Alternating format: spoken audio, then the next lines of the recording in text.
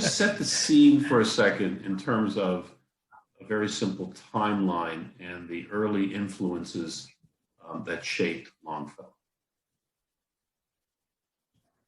Well, you mean Longfellow as the individual and as the man who became this world-renowned poet, iconic poet even. He really began as a scholar, but he always had this passion, this drive to write, to be a writer.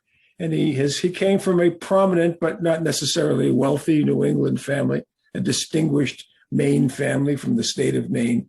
His father was a lawyer. His father wanted young Henry, to follow in his footsteps and become a lawyer. Henry really wanted to be a writer.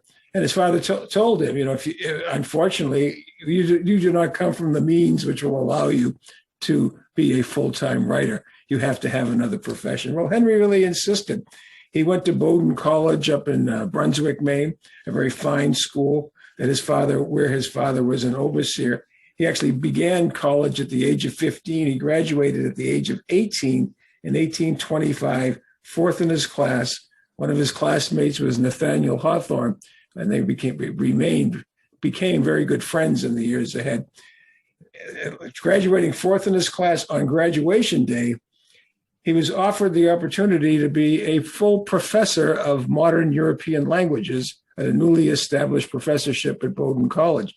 But the first thing he had to do was one of the requirements was, of course, to know these languages that he would be expected to teach.